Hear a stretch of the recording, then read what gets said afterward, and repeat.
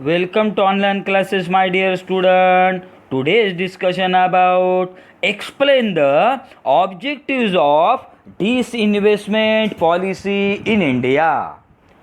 आज हम डिस्कस करेंगे objectives of disinvestment policy in India.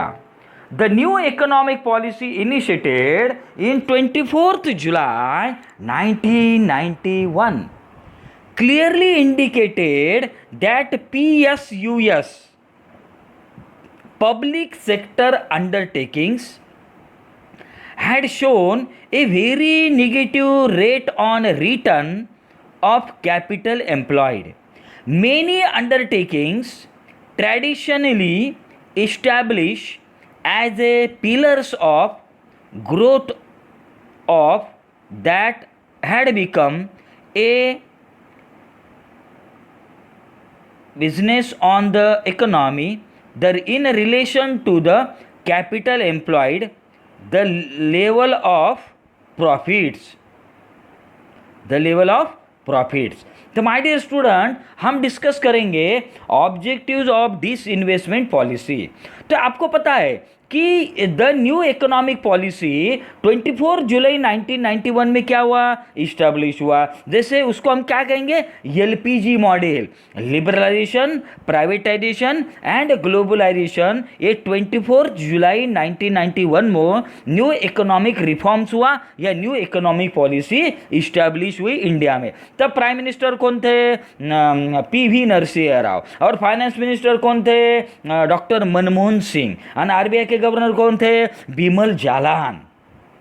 तो कहना ये है कि मनमोहन सिंह ने ये एलपीजी मॉडल डेवलप किया और आज के डेट में मोदी गवर्नमेंट भी वही कर रहे हैं. तो एक्चुअली ये एलपीजी मॉडल में जो प्राइवेटाइजेशन है, ये प्राइवेटाइजेशन का ही एक पार्ट, एक भाग क्या है, disinvestment policy. Means disinvestment policy 24 जुलाई 1991 को इनिशिएटेड की या अनाउंस की या इम्प्लीमेंट भी.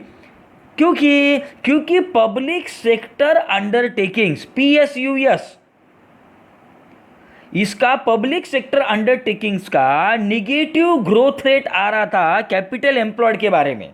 जैसे आपको पता है, समझो मुंबई में या पालघर में या बोईसर में आप जा रहे पैदल और आपको कोई बैंक दिखता है. उस बैंक के, समझो पंजाब नेशनल बैंक के नीचे ब्रैकेट में लिखा रहता है public sector undertaking, means Bharat सरकार का उपक्रम.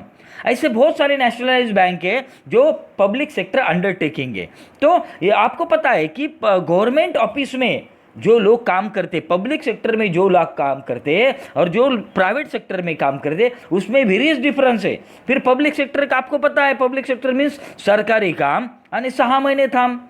तो आपको पता है कि यदि आपको कोई सर्टिफिकेट भी निकालना है तो आपको बहुत टाइम लगता है. तो इसका मतलब ये है कि पब्लिक सेक्टर के अंदर जो भी एम्प्लॉयड काम कर रहे हैं, उनका जो काम करने का तरीका वेरी स्लो है, वेरी नेगेटिव है. इसलिए गवर्नमेंट ऑफ इंडिया ने प्राइवेटाइजेशन किया और प्राइवेटाइजेशन में डिसइन्वेस्टमेंट किया. अभी डिसइन्वेस्टमेंट का मतलब क्या है, पीपीपी का मतलब public private partnership. Means 50% government का और 50% प्राइवेट सेक्टर का. जैसे आपको पता है भेल, Bharat heavy electrical, hello, Hindustan antibiotic limited, उसके बाद नवरत्न ठंडा कूल, वो नहीं है नवरत्न, उसके बाद ओएनजीसी, बीएसएनएल भारत संचार निगम लिमिटेड, वीएसएनएल विदेश संचार निगम लिमिटेड. अभी बीएसएनएल का देखो, बीएसएनएल पहले कौन सा था, गवर्नमेंट का, आज भी गवर्नमेंट है, लेकिन उसमें 50% उन्होंने शेयर जो है 50% उन्होंने बेच दिया है. जैसे आपको पता है ओडा है, आइडिया है, मोबाइल नेटवर्क, ओडा है, आइडिया है, जियो है, रिलायंस का, एयरटेल है, इनको 50% उन्होंने डिसइन्वेस्टमेंट किया है. तो मेरे हिसाब से माय डियर स्टूडेंट आपको समझ में आया होगा, इसलिए डिसइन्वेस्टमेंट पॉलिसी इंपॉर्टेंट है. Next, where to low of the various portion respectively. For the low portion in the PSUs, the following were indicated as a particularly important. Number 1, ये क्यों किया, तो उसमें price policy of public sector undertaking means PSU का जो price policy वो एक reason है। उसके बाद under utilisation of capacity. Next problems related to planning and construction of project. Next problems of labor, personal and management and lack of autonomy. तो ये क्या है, पब्लिक सेक्टर के प्रॉब्लम्स है। Next in this direction government adopted the disinvestment policy.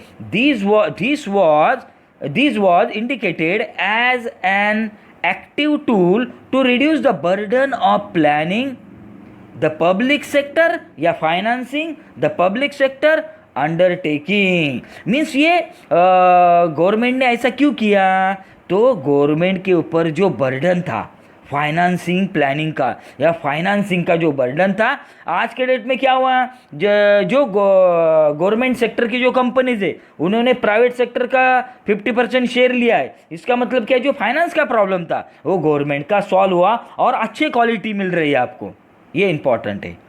Next अभी क्या objectives है, objectives of disinvestment policy in India. The following main objectives of disinvestment were outlined. Number 1, to reduce the financial burden on the government. क्यों, क्या objective है, to reduce the financial burden on the government. Means government को जो burden आ रहा था इसके वजह से वो बर्डन गवर्नमेंट का रिड्यूस हुआ, कम हुआ। Next to improve public finance.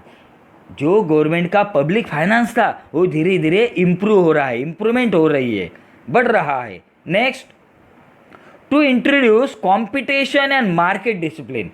अभी इसका मैंने एग्जांपल दिया था आपको कि मार्केट डिसिप्लिन, जैसे गवर्नमेंट ऑफिस का एम्प्लॉयर और प्राइवेट सेक्टर का एम्प्लॉयर, वो means public sector and private sector का दोनों एम्प्लॉयर का यदि हम डिस्कस करेंगे तो प्राइवेट सेक्टर का जो एम्प्लॉयर वो क्या है, प्रोफेशनल लुक है उसका, और पब्लिक सेक्टर का प्रोफेशनल लुक नहीं, गबाळा लुक, आपण त्याला काय गबाळा लुक म्हणू। लेकिन public sector and private sector का लुक में डिफरेंस है। प्राइवेट सेक्टर का जो लुक है वो डायनामिक पर्सनालिटी है और पब्लिक सेक्टर का उतना नहीं है। और प्राइवेट सेक्टर का देखो इंफ्रास्ट्रक्चर, गवर्नमेंट सेक्टर का इंफ्रास्ट्रक्चर देखो। मीन्स इसके वजह से आज के डेट में डिस इन्वेस्टमेंट पॉलिसी के वजह से मार्केट डिसिप्लिन एंड कॉम्पिटिशन हमें दिख रहा है। Next to encourage wider share of ownership. Means ownership का जो वाइडर शेयर है वो धीरे धीरे इंकरेज हो रहा है, और वाइडर का मतलब स्प्रेड हो रहा है। तो ये डिस इन्वेस्टमेंट पॉलिसी के क्या है, objective. Thank you my dear student, thank you my dear friend.